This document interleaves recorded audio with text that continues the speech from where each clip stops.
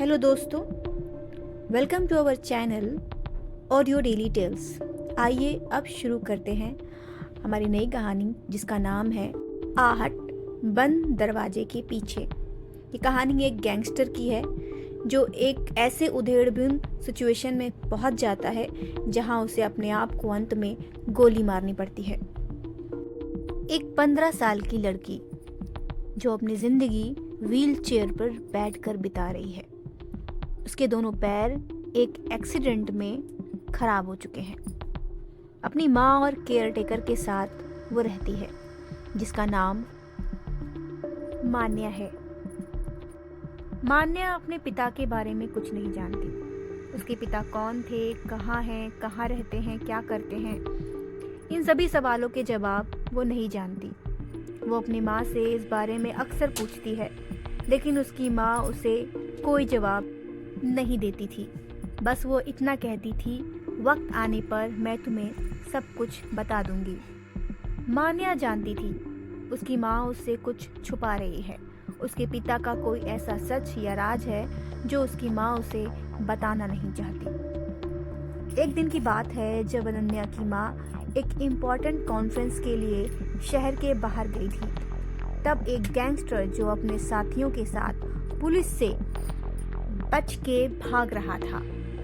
इस एनकाउंटर में उसके दोस्त तो पकड़ गए, लेकिन वो किसी तरह से बचते बचाते पुलिस के शिकंजे से भाग निकला और भागते भागते एक घर में जाकर छिप गया।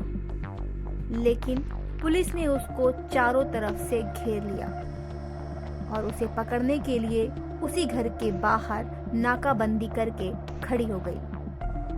गैंगस्टर ने देखा उस घर में एक अपाहिज लड़की और एक केयरटेकर ही थे। उसने उन दोनों को हॉस्टेज बना लिया और पुलिस को धमकी दी कि अगर वो इन दोनों को जिंदा देखना चाहते हैं तो जल्दी से जल्दी उनके साथियों को छोड़ दे, नहीं तो अंजाम बहुत बुरा होगा। वो इन दोनों को जान से मार देगा। पुलिस असमंजस में थी। गैंगस्टर की इस शर्त से वो परेशान हो गए थे। वो तो ना ही गैंगस्टर के साथी को छोड़ सकते थे, ना ही उन दो लोगों को मुसीबत में छोड़ सकते थे। पुलिस बाहर प्लान बना रही थी और अंदर गैंगस्टर उन लोगों के साथ बुरा बर्ताव कर रहा था। ऐसे में मान्या बहुत डर गई थी। वो मम्मी को याद करके रो रही थी। इतना ही नहीं, गैंगस्टर ने मान्या की केयरटेकर पर हमला भी किया था, जिसकी वजह से उसके सर पर चोट लग गई थी। दोनों डर से कांप रहे थे। उधर टीवी पर मान्या की माँ अंजलि ये खबर देखती है और वो भागते भागते अपने घर के पास लौट कर आती है और पुलिस से कहती है कि वो कुछ करती क्यों नहीं, उसकी बेटी को बचा लो, नहीं तो वो राक्षस उसकी बेटी को मार देगा। अंजलि ने अभी तक ये किसी को नहीं बताया था कि मान्या उस राक्षस यानी उस गैंगस्टर की ही बेटी है। उधर घर में कुछ ऐसा होता है जिसे जानकर गैंगस्टर के पैरों के तले जमीन खिसक जाती है। उसे वही सच पता चलता है जो उसे नहीं पता था। घर में अंजलि की फोटो देखकर गैंगस्टर समझ जाता है ये अंजलि का घर है और वो बेटी कोई और नहीं, उसकी अपनी बच्ची है। ये देखकर उसके मन में पिता का भाव उठाता है। मान्या को देखकर उसके अंदर दबा हुआ प्यार बाहर आ जाता है। वो मान्या को देखकर रोने लगता है। मान्या को समझ नहीं आता कि आखिर अचानक गैंगस्टर को क्या हो गया, वो उस पर इतना प्यार क्यों लुटा रहा है। और वो मान्या को कहता है कि वो तुम्हें कुछ नहीं करेगा, बस तुम्हें उसका साथ देना होगा ताकि मैं यहाँ से पुलिस से बचकर निकल जाऊँ। मान्या भी उसकी बात मान लेती है और हाँ में सिर हिलाती है। इधर पुलिस के सामने भी ये सच बाहर आ जाता है कि मान्या उस गैंगस्टर की बेटी है, क्योंकि सोशल मीडिया पर अंजलि और उस गैंगस्टर अरुण के फोटो वायरल होने लगे थे। वो फोटो तब के थे जब वो दोनों साथ में थे और शादीशुदा कपल थे।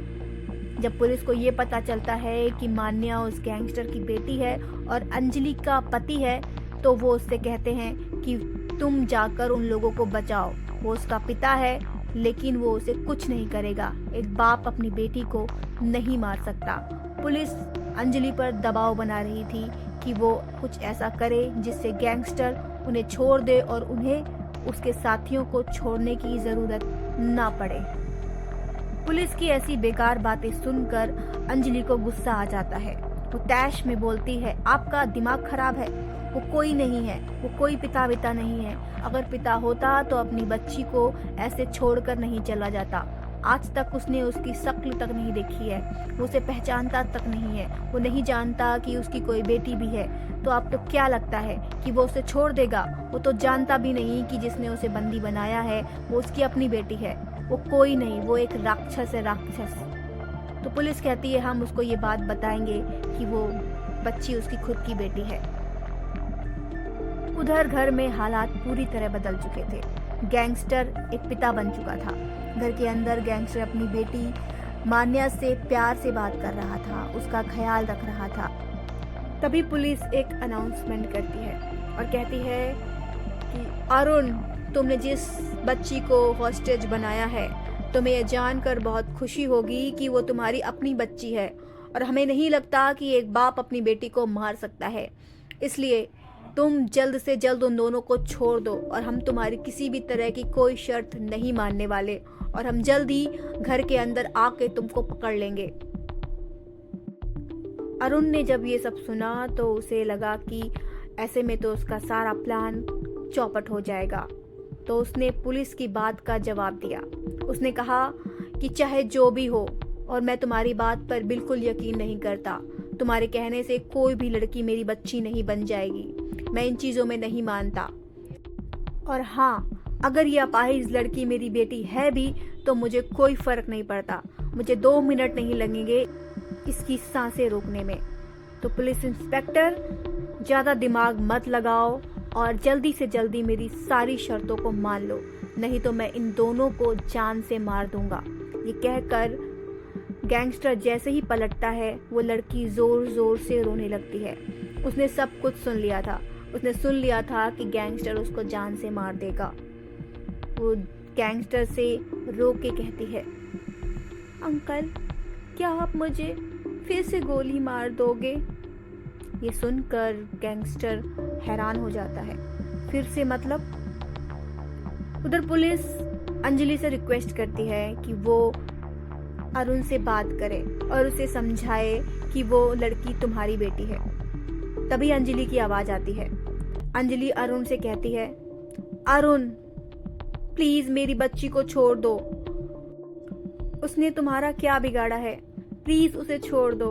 वो तो बेचारी वैसे ही ऐसी जिंदगी जी रही है जो नरक से भी बदतर है। तुमने मुझे तो छोड़ दिया है, प्लीज मेरी बच्ची को मुझसे मत छीनो। मैं मर जाऊंगी अरुण, प्लीज मेरी बच्ची को छोड़ दो। प्लीज मुझे मेरी बच्ची से मिलवा दो।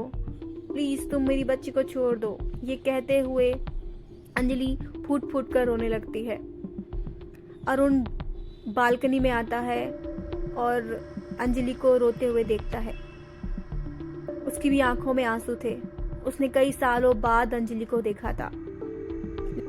वो अंजलि की बात का कोई जवाब नहीं देता है और वहां से चला जाता है और मान्या से वापस से पूछता है, बेटी तुम क्या कह रही थी? फिर से गोली? मैं तुमको फिर से गोली क्यों मारूंगा? ये तुम क्या कह रही हो? मान्या रोने लगती है। उसके मुंह से आवाज नहीं निकल रही होती है। वो चुप थी। इधर पुलिस के कहने पर अंजलि फ्लैट के अंदर एंटर करने की कोशिश करती है। उधर मान्या कहती है कि अंकल, कुछ सालों पहले आपने ही हमारे स्कूल कैंप पर अटैक किया था और आपकी गोली मुझे कमर में लगी थी, जिसकी वजह से अब मैं कभी चल नहीं सकती। ये सुनते ही अरुण के हाथों से बंदूक छूट जाती है। वो रोने लगता है। उसकी चीखें निकल जाती हैं। उधर धड़ाम की आवाज से दरवाजा खुलता है। अंजलि कमरे के अंदर घुसती है और उसने सुन लिया था जो कुछ मान्या ने बताया था। अंजलि को यकीन नहीं हो रहा था कि अरुण इतना हद तक गिर सकता है। आज उसकी वजह से ही उसकी बेटी व्हील चेयर पर इतने सालों से बैठी है। तभी अंजलि उसको धिक्कारते हुए कहती है, रुक क्यों गए? बंदूक क्यों गिरा दी? हाथ कैसे कांप रहे हैं तुम्हारे? एक बार गोली मारने के लिए तुम्हारे हाथ नहीं कांपे तो अब कैसे रुक गए?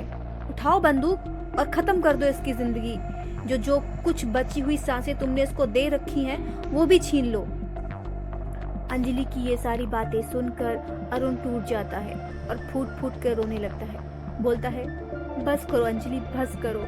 मुझे नहीं पता था कि मैं गलती में इतना बड़ा पाप कर चुका हूँ, अपनी ही बेटी की जिंदगी खराब कर चुका हूँ। मुझे इसका बहुत अफसोस है। मैं कुछ ठीक नहीं कर सकता अब, मुझे पता है। अंजलि जवाब में कहती है, पछतावा हो रहा है? जरा सोचो, आज तुमको इस बात का एहसास है कि तुमने अपनी बेटी की जिंदगी खराब की, लेकिन तुमने जाने कितने ऐसे मासूमों की जान दी है। क्या वो किसी की बेटी नहीं थी? क्या वो किसी के माँ नहीं थी? क्या वो किसी के बाप नहीं थे? तुमने कितने घर उजाड़े हैं और आज तुम्हें ये पता चल रहा है तुमने अपनी बेटी का घर उजाड़ा है तो तुम रो रहे हो, तुम्हें अफसोस हो रहा है। अब इस अफसोस का कोई फायदा नहीं। तुम्हें अपने किए की सजा मिल रही है कि तुम जिम्मेदार हो अपनी बेटी की ऐसी हालत के। अरुण उठता है और लड़खड़ाते हुए कदमों से वो दूसरे कमरे में निकल जाता है। तभी उस कमरे से एक गोली चलने की आवाज आती है। अंजलि दौड़कर उस कमरे में जाती है तो देखती है अरुण ने अपने आप को गोली मार ली थी। उसका खून फर्श पे बह रहा था। उसे अपनी गलती का इतना पछतावा हुआ था कि उसे जीना नहीं आया। उसने अपने आप को गोली से मार लिया और अपनी जान ले ली। अंजलि उसकी ऐसी हालत देखकर रोने लगी। तभी वहां पर पुलिस आ गई और अंजलि को गैंगस्टर अरुण की डेड बॉडी से दूर किया। उधर मान्या को जब पता चला कि अरुण उसका पिता था तो वो भी रोने लगी। उसने अपनी माँ से कहा, माँ आपने मुझे कभी बताया क्यों नहीं कि मेरे पिता एक गैंगस्टर हैं? अंजलि ने कहा, बेटा तुम अभी इतनी बड़ी नहीं हुई थी कि मैं तुम्हें ये सारी चीज़ें बता पाती। मान्या को यकीन था एक दिन वो अपने पिता से ज़रूर मिलेगी, लेकिन ऐसे हालातों में और इस तरह से ये उसने अपने सपनों में भी नहीं सोचा था। तो दोस्तों, यहीं ख़त्म होती है ये कहानी। आपको ये कहानी कैसी लगी हमें कमेंट सेक्शन में ज़रूर बताइए। साथ ही इस स्टोरी को लाइक कीजिए और हमारे चैनल को सब्सक्राइब करना मत भूलिए, ताकि हम आपके लिए ऐसी ही कहानी लेकर रोज़ आते रहें। Thank you.